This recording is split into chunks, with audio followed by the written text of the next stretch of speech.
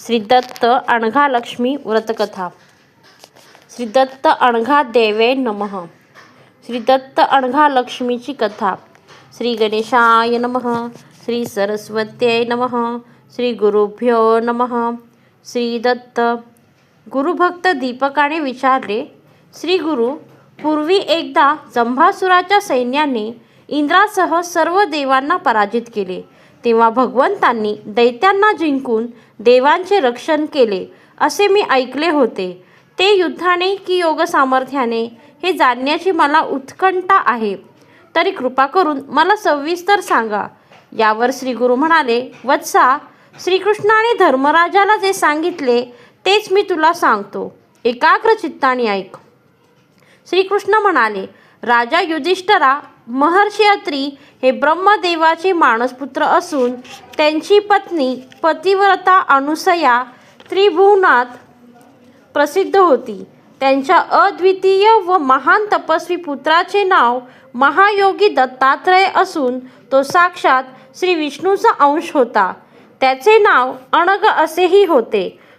सर्व ब्रह्मगुणांनी युक्त लक्ष्मी स्वरूप अणघा नावाची त्यांची पत्नी नेहमी त्यांच्या बरोबर असे. त्यांच्या पोटी अनिमा, लघिमा, प्राप्ती, प्राकाम्य, महिमा, ईशित्व, वशित्व आणि कामवसायिता या 8 योग सिद्धी पुत्र रूपाने उत्पन्न झाल्या. ब्रह्मदेवाकडून वर मिळालेल्या जंबासुराने स्वर्गात जाऊन 100 वर्षपर्यंत देवांना वेढा घातला. नंतर देवदानवांचे युद्ध झाले. त्याने चंद्र व मरुणांद्रसह इंद्राला स्वर्गातून हाकलून दिले.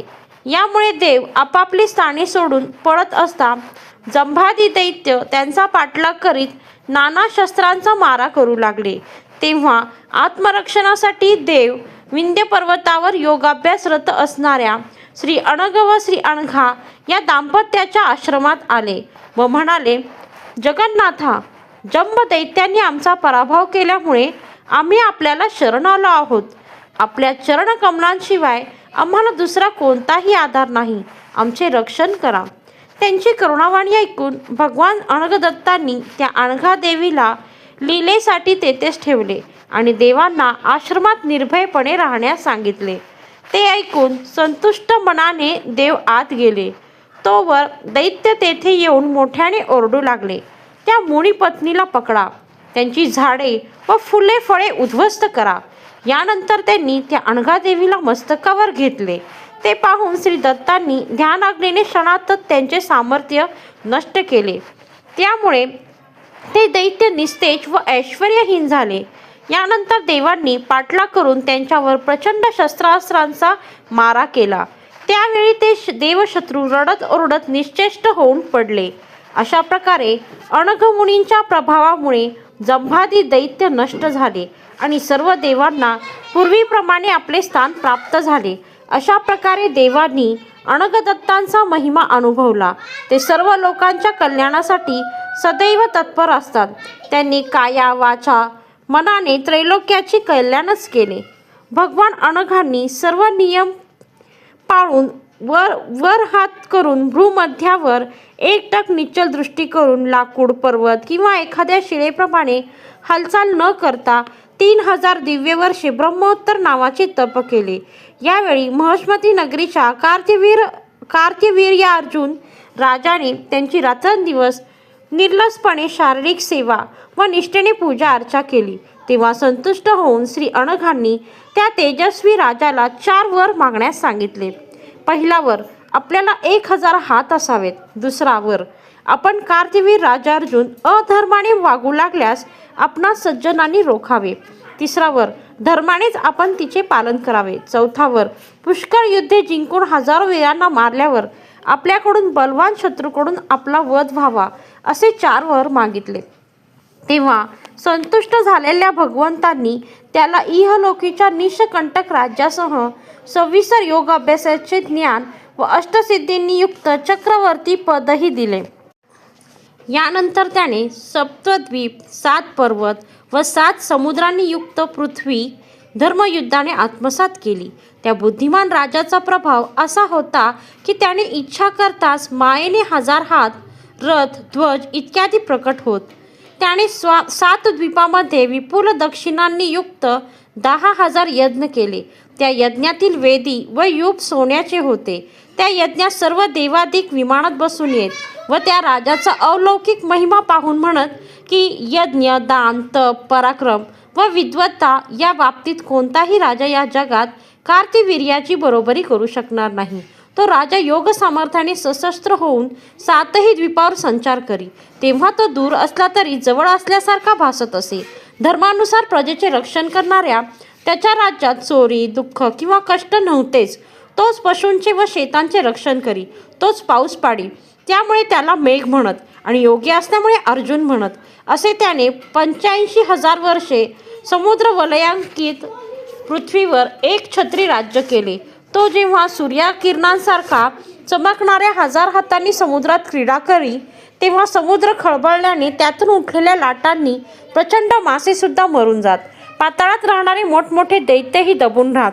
त्याने कर्कटक नागास बंदी केले होते. तसेच नर्मदा नदीला मदोन्मध होऊन खेळत खेळत उलट दिशेने व्हावयास लावले. त्याने रावणासही बंदिवान करून महेश्मतीत बांधून ठेवले. नंतर महर्षी पुलस्त्यांच्या विनंतीवरून त्याने रावणाला सोडले. याशिवाय भुकेलेल्या अग्नीस सप्तद्वीपयुक्त पृथ्वी भिक्षेत दिली.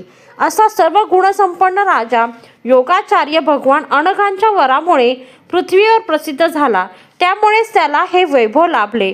ही अष्टमी अघ म्हणजे पाप नाहीसे करते, म्हणून तिला अनघा अष्टमी म्हणतात. भक्तीने त्याला वश केले असता सर्व पापे नष्ट होतात व ज्यांच्यामुळे सर्व जग निष्पाप होते त्याला अनघ म्हणतात. निष्पापत्व असे हे परब्रह्म श्री दत्त माझाच अंश मानले गेले आहेत. कार्तिवीर्यानेच ही अनघाष्टमी पृथ्वीवर प्रचारात आणली. हे व्रत करणाऱ्याला अष्टऐश्वर्य प्राप्त होते. युधिष्ठिराने विचारले, हे केशवा, सहस्त्र अर्जुनाने हे व्रत कसे केले? या व्रताचे मंत्र व नियम कोणते? तसेच कोणत्या वेळी व कोणत्या तिथीला हे व्रत करावे? तसेच या लोकात प्रसिद्ध कसे झाले ते मला सांगा. श्रीकृष्ण म्हणाले, हे युधिष्ठिरा, मार्गशीर्ष कृष्णाष्टमीला हे व्रत करावे. अनेक पुत्रांनी युग, अनघ व अनघा या दाम्पत्याच्या दर्भ निर्मित प्रतिमा शांत व मंगलकारक मंडल करून त्यावर स्थापन कराव्या. स्नान करून श्री विष्णू स्वरूप अनघ व श्री लक्ष्मी रूपिणी अनघा देवी तसेच प्रद्युम्नादी पुत्रांची सुगंधी फुलांनी तसेच वेदमंत्रांनी किंवा नाममंत्रांनी पूजा करावी. नैवेद्यासाठी उत्तम फळे, बोरे घ्यावीत. तसेच सुगंधी द्रव्ये, धूप, दीप इत्यादी अर्पण करावे. यानंतर यथाशक्ती भोजन घालावे. व्रताच्या शेवटी दुसऱ्या व्रत इच्छुनी ते व्रत घेऊन निश्चयाने ते पुढे चालू ठेवावे. नंतर व्रत पारणे करावे. असे हे व्रत जीवनभर करावे असे मी खरोखर सांगतो. कमीत कमी 1 वर्ष तरी व्रत करावे. रात्री नृत्य गीतादींनी आनंदात जागरण करावे आणि नवमीला पहाटे पूजेचे पाण्यात विसर्जन करावे. अशा रीतीने जो हे व्रत भक्तिभावाने श्रद्धेने करतो तो पापमुक्त होऊन त्याचे कुटुंब वाढते. त्याच्यावर श्री विष्णू कृपा होते. 7 जन्म आरोग्य लाभ होऊन अंतिम मोक्ष मिळतो. हे कुंतीपुत्रा, तुझ्या कल्याणासाठी अनंत पातके नष्ट करणारे हे व्रत मी तुला सांगितले. जे एकाग्रतेने हे व्रत करतात त्यांची कीर्ती कार्तिवीर्याप्रमाणे वाढते व ते मोक्षाला जातात. श्री गुरु म्हणाले, वत्सा, तुला मी श्री दत्त कथा सांगितली. त्यांना अनघ हे नाव कसे पडले व त्यांचे योगाचरण कसे होते, त्यांनी भक्तांना कसे वर दिले, हे व्रत अनघा देवांना संतुष्ट करणारे कसे आहे, हे सारे मी तुला विस्ताराने सांगितले. ही 60 उत्तराची कहाणी 5 उत्तरी सुपूर्ण संपूर्ण. जय श्री गुरुदेव दत्त. अनघा लक्ष्मी माता.